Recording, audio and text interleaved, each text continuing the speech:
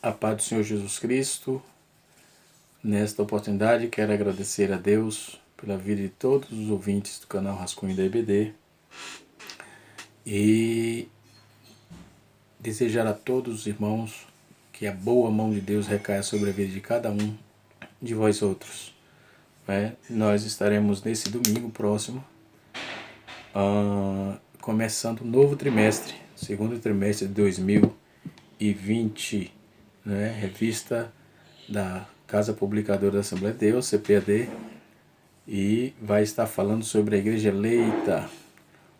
O texto, a revista é baseada no livro de Efésios, Carta de Paulo aos Efésios. Então nós com certeza estaremos aprendendo de forma magistral e aprendendo bastante coisas que na verdade a vida é um eterno aprendiz, Quero desejar a todos os professores e alunos uma aula excepcional, um conteúdo brilhante que tem a nossa revista, um conteúdo histórico a priori da carta, e assim sucessivamente. Nós glorifiquemos a Deus pela oportunidade que temos de estar aprendendo nesta oportunidade uma brilhante lição, E a nossa revista ela vem recheada de assuntos importantes, e pautada em 3 edições. Logo estarei, ainda nesse vídeo, estarei colocando aí o índice, o sumário de todos os títulos da nossa lição, ok? Eu espero que você aproveite muito bem a aula que está sendo ministrada a vós outros. Um abraço, vamos para a aula. Nós estamos dentro do contexto da carta aos Efésios, e o primeiro ponto de partida da nossa aula, ela está aqui, a nossa revista,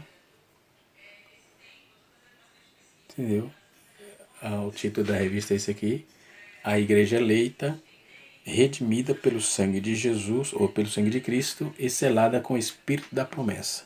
A Igreja Eleita, redimida pelo sangue de Cristo e selada com o Espírito da promessa. Tem várias particularidades no livro de Efésios, e nós vamos, nessas 3 lições, descortinar essas curiosidades. A partir do capítulo 4 a seguir, tem bastante coisa interessantes, que até são motivos de perguntas constantes, E assim sucessivamente. O título da nossa lição está assim escrito: As Cartas aos Efésios, saudações ao destinatário.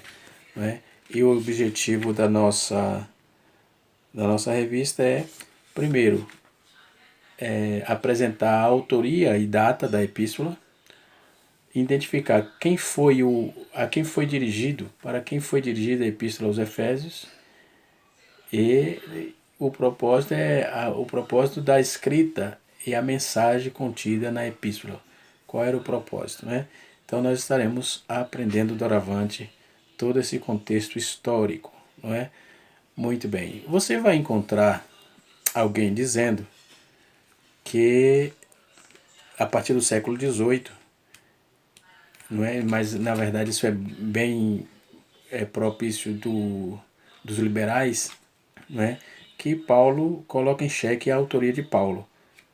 Eu vou ficar com o que a Bíblia diz e com a maior parte das evidências internas e as evidências externas, que eu quero trazer aqui a lume quais são essas evidências, e assim sucessivamente. Então, Paulo, aos Efésios, capítulo 1, versículo 1, vai dizer assim: Paulo, apóstolo de Jesus Cristo, pela vontade de Deus, aos santos que estão em Efésios e fiéis em Cristo Jesus. Versículo 2: a vós graça e paz da parte de Deus, nosso Pai, e do Senhor Jesus Cristo. Então Paulo, ele vai começar, ele sai logo dizendo que ele é o apóstolo e que ele foi escolhido da vontade de Deus. Então nós vamos trabalhar essa questão aí. Muitos vão denominar essa epístola, como a rainha das epístolas.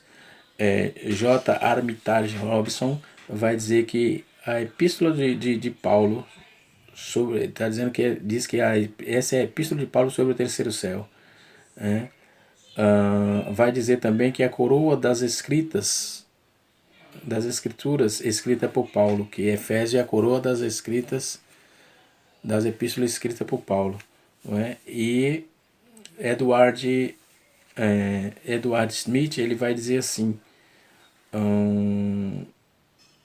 o verdadeiro testamento das riquezas celestiais. Samuel Taylor Kelly Gini, ele vai dizer que a composição mais divina da raça humana, que a epístola é a composição mais divina da raça humana. Eu li também que um ex-seminarista, John Mackay, ex-seminarista do seminário de Princeton, né? Ele é ex-presidente, no caso, do seminário. Ele diz que esse livro, a esta epístola de Efésios, ele devia a vida.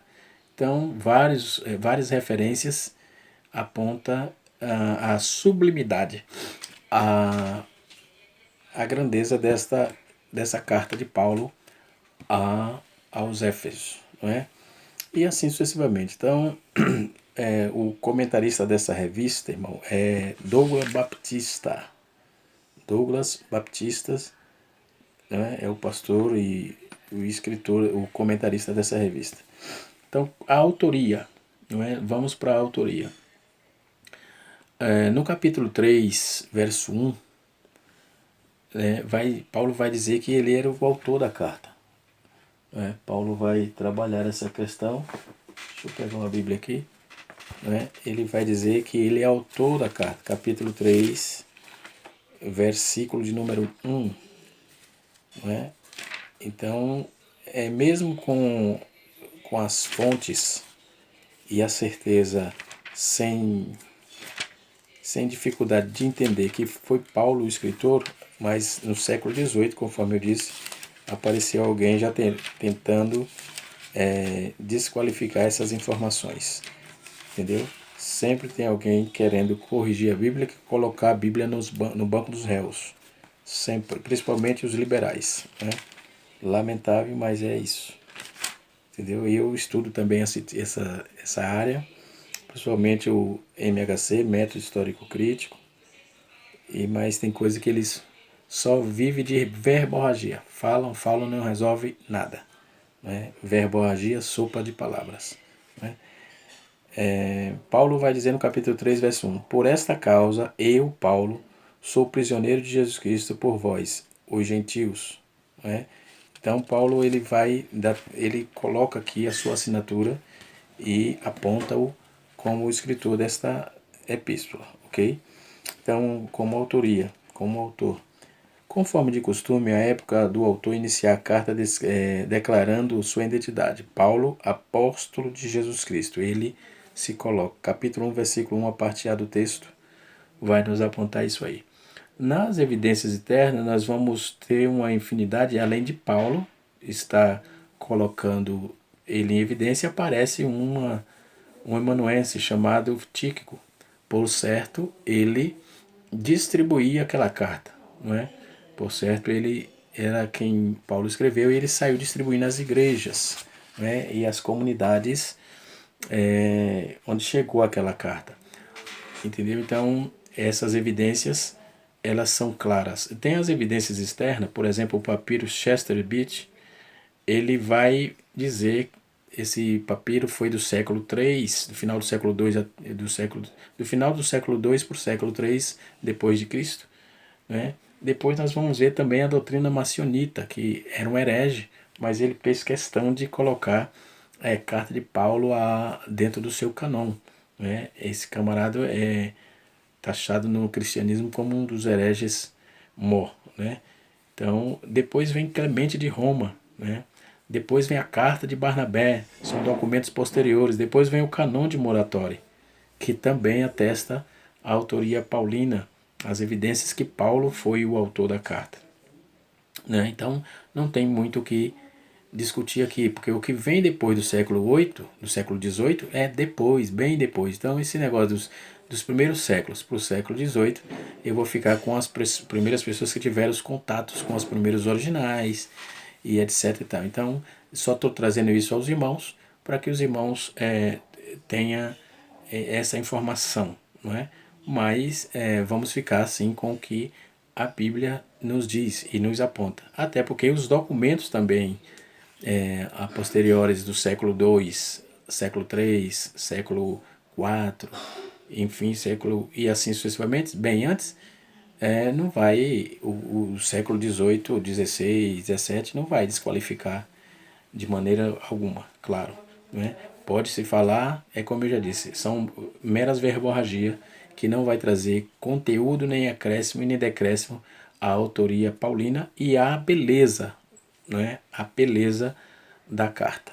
Não é? A nossa lição ela está dividida aqui em partes, em tópicos. Né? O primeiro tópico vai falar sobre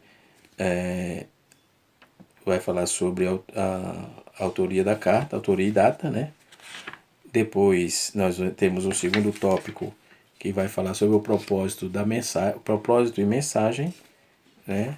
Aliás, o segundo tópico vai falar sobre o destinatário da carta e o terceiro tópico é propósito e mensagem. Então, o primeiro tópico vai falar autoria e data, não é? Autoria e data. O segundo tópico é destinatários e o terceiro tópico é propósito e mensagem de Efésios. Muito bem. Isto posto, nós vamos dar sequência aqui à nossa aula. Não é? Como vamos entender, né, essa proposta da nossa lição? Que ela vai dizer que Paulo, que outrora era chamado de Saulo, que significa solicitado, provavelmente uma homenagem a Saul, né, o primeiro rei de Israel e tal. O pastor colocou esse contexto aqui e muito interessante. Né? Então vamos lá. Esta questão da Epístola Paulina, o livro de Atos vai mencionar que ele se chamava Saulo. Então isso já está consolidado, capítulo 13, versículo 21, Filipenses capítulo 3, versículo 5 também. Paulo já significa, a palavra Paulo significa pequeno, né? Então seu nome romano e tal. Então a assinatura apostólica nas 13 cartas da sua autoria, Paulo se identifica nunca como Saulo, sempre como Paulo, provavelmente por se considerar o nome mais apropriado para a evangelização do mundo gentílico, não é? Visto que o Saulo era meio tenebroso, né, o nome. Então, primeiro, em Romanos capítulo 11, versículo 13, tem essa informação com um pouco mais de clareza. Né? Outro detalhe relevante e importante aqui é a reivindicação de sua autoria. A autoria apostólica que ressalva pela vontade de Deus, ou seja, capítulo 1, versículo 1, ele vai dizer, pela vontade de Deus, isto é, não escolhido pelos homens, mas pela vontade de Deus. Então, há uma epístola dentro desse contexto todo, não é? Paulo vai confirmar isso em Gálatas também, capítulo 1, versículo 1. Então, essa epístola de Éfeso, ela está dentro de um quadro chamado Epístola da Prisão, não é? Onde Paulo escreveu Colossenses, Filipenses e Filemon e, por que não dizer, o Efésios, né? Então ela é qualificada. Tem até um livro, acho que de Russo Shed, que é Epístola da Prisão, um livro muito bom. Não é? Eu não tenho esse material, eu já li emprestado do presbítero Edmilson, que ele tem esse material, mas não tenho esse material em mãos hoje. Mas é um material muito bom. Né? Vai fazer uma elucidação dessas cartas da Epístola da Prisão. Né? Quanto à data, de acordo com Atos, após realizar 3 viagens, né, missionária a implantar a igreja na região do Mediterrâneo, Paulo esteve na prisão domiciliar, não é? Por cerca de 2 anos. Atos capítulo 2, versículo 30, a Bíblia diz que ele alugou uma casa, não é? E morou lá por 2 anos, uma casa que ele alugara para a sua própria habitação, está escrito assim. Nos anos 60 a 62 depois de Cristo, aproximadamente a partir desta premissa, a data provável da redação da carta da Epístola aos Efésios ocorreu por volta de 61 a 62, tendo Tico como seu portador, conforme Efésios capítulo 6, versículo 21, não é? E assim sucessivamente. Então, todo esse contexto dessa questão da carta de Paulo. Não é? Qual era o destinatário dessa carta? A cidade de Efésios foi fundada em 1050 a.C. e tornou-se um centro político comercial. Hoje essa cidade, essa região está localizada na Turquia, né? E conforme vendo aqui os mapas e etc., é o que nos aponta, né? E naquele tempo era centro político, comercial, religioso, né? Tinha uma deusa lá muito famosa, né? Diana ou Artemis, enfim, né? Então ela atual, está na atual Turquia, era uma cidade litorânea, cujo porto desaguava no mar Egeu, né? Sua rua principal era pavimentada em mármore, com colunas trabalhadas em ambos os lados. Era considerada uma metrópole, com cerca de 500 mil habitantes. Tinha o maior anfiteatro do mundo, com capacidade para 25 mil espectadores. Então é uma cidade de importância, que tinha uma cultura muito forte, não é? A região de Efésios e a cidade, enfim, tinha uma cultura muito forte, né? Conforme essas informações aqui e as informações que temos colhido, né? Até porque em anos anteriores veio carta também de Efésios. Tenho aqui uns materiais, umas revistas antigas, não é? Eu tenho revista desde 1987, não é? E eu vou ver os materiais antigos aqui e sempre encontro, né, como já encontrei, né?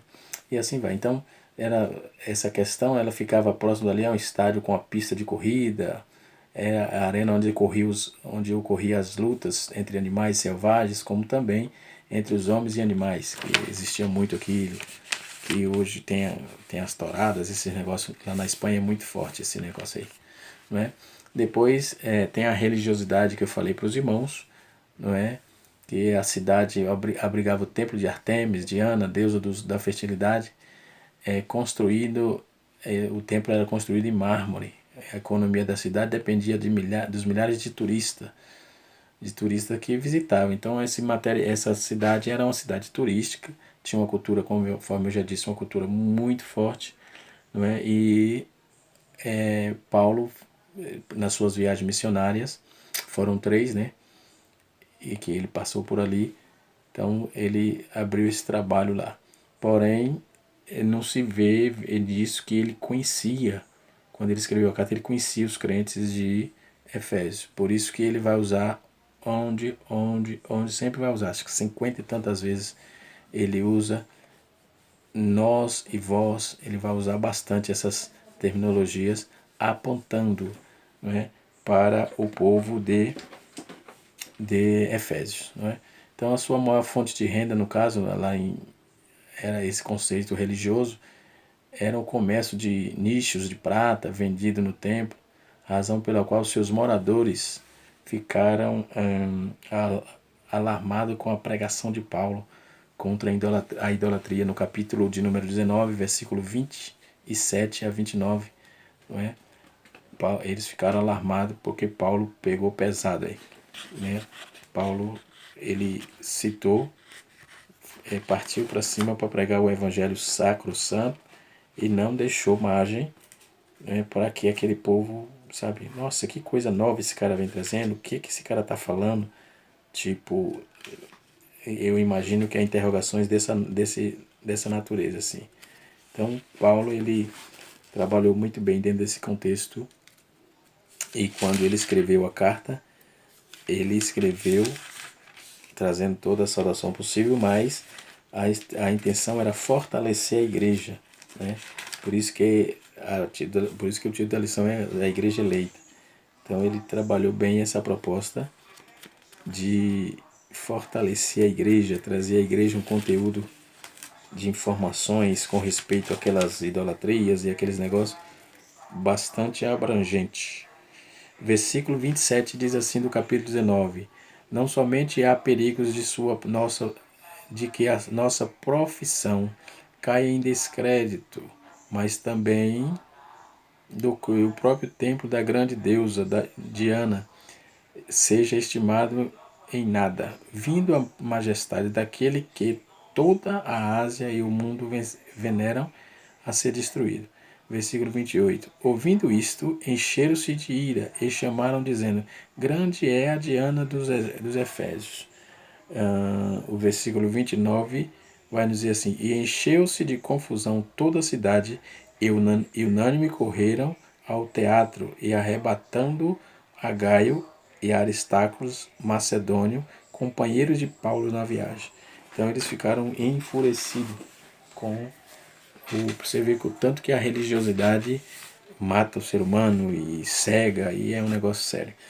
Então, a igreja de Éfeso, por exemplo, o que era a igreja de Éfeso? Né?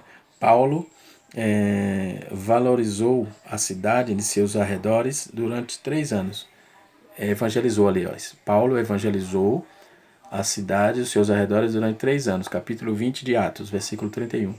Quando chegou a Efésios, o apóstolo encontrou 12 discípulos, os quais foram batizados nas águas e conduziu a receber o batismo no Espírito Santo, conforme Atos capítulo 19, versículos 5 a 7, e em seguida evangelizou os judeus na sinagoga por um espaço de 3 meses, Atos capítulo 19, versículo 8, e com alguns judeus restringiu o evangelho, né? Restringiu o evangelho e voltou-se para os gentios, pregando num salão alugado na escola de Tirano. Né?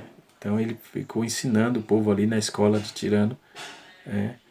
e, e ele não parou. Né? Ele não parou. Entendeu? Qual era o propósito, né, da carta? Nossa interpretação das circunstâncias e composição é que o destino de Efésios estiver certo, estava agora em oposição a olhar para abaixo da superfície. A pergunta porque Paulo escreveu, para entender o tema central, é preciso lembrar que Paulo, o prisioneiro do Senhor, está escrevendo na tranquilidade de sua prisão, longe do barulho, da agitação, do conflito e luta que marcou sua vida anterior.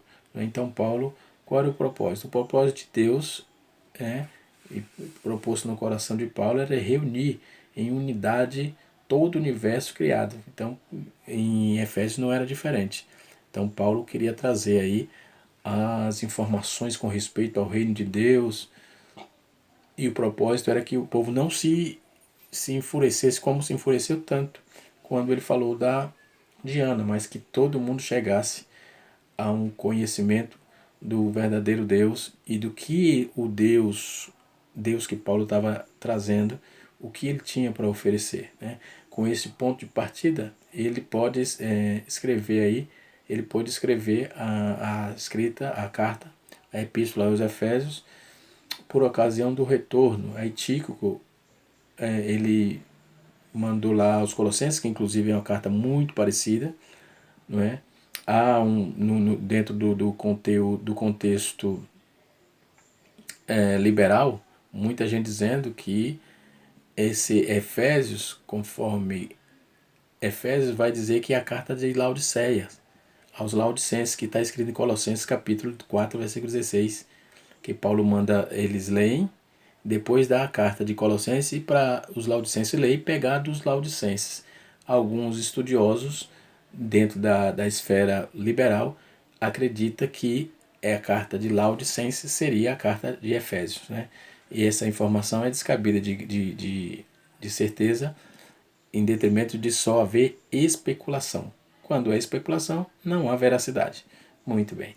Voltando aqui, né, só para esclarecimento. Então, toda a oração de Paulo é para este fim, ou seja, para que todo o seu esforço e o desejo em direção aos objetivos de trazer o conhecimento e o propósito de Deus àquele povo. Não é? Naquele contexto romano, Paulo estava trazendo aí todo o conteúdo para que eles entendessem qual era o propósito específico de Deus dentro do contexto soteriológico. Né? Então, Paulo não só trabalhou a questão, como também trouxe a lume aos irmãos de Efésios que ele estava falando de um Deus poderoso, verdadeiro, santo e que tinha todos os adjetivos para salvar aquela região, ok? Então, conforme eu já disse aos irmãos, falei das epístolas da prisão, Efésios, Filipenses, Colossenses e Filemão. Então foram escritos em Roma lá durante o primeiro encerramento, o encarceramento de Paulo em 58, 60, 62 estourado, né? Então, o que tinha dentro da doutrina paulina, o que Paulo trabalhava isso, né? Esse é assunto para a próxima aula, né? Mas o que Paulo trabalhava dentro desse contexto, entendeu? A saudação apostolar, a saudação do apóstolo, no caso, da epístola, ele vai dizer assim, saudação é mais breve, né? A saudação é mais breve dentro de todos os escritos de Paulo, ele se dirige aos santos e fiéis, ou seja, a epístola ela não foi nominal. Então nós entendemos, e vários teólogos que li, eles entendem que a epístola era circular, né? Então ela não era nominal a uma pessoa. Nós vamos encontrar um personagem antigo, como eu já disse, ele era um emanuense, e ele foi o responsável de levar aquelas cartas para as comunidades, não é? Que professava fé e que Paulo estava instruindo, não é? Além dele alugar um local, uma escola, a escola de Tirano, que dava aula direto durante o dia todo, para falar das coisas sacrossanta do Senhor Deus. Amém? Isto é aqueles que foram separados, consagrados para ser a propriedade exclusiva de Deus, conforme Pedro capítulo 2, versículo 9. Então Paulo os cumprimenta como palavra graça e paz, não é? Na verdade, todo o cumprimento do Antigo Testamento é graça e paz, não é? Só que ele vai falar para um grupo de obreiros numa outra oportunidade, em outra carta, ele vai dizer graça, misericórdia e paz, não é?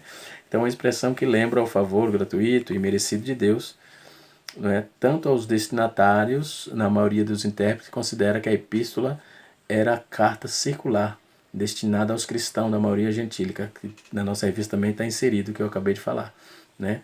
Então, é uma revista muito concisa, não é?